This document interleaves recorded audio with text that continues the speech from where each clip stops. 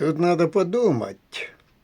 Один мудрец, выступая перед слушателями, рассказал им анекдот. Вся аудитория содрогнулась от смеха.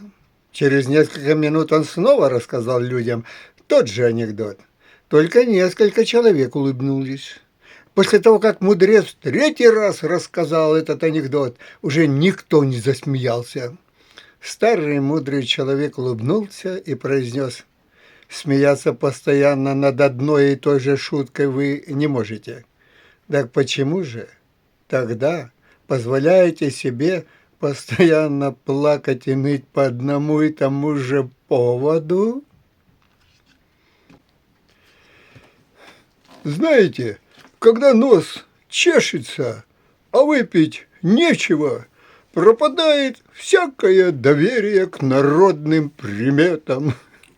Поставьте лайк. До встречи. Пока. Берегите друг друга.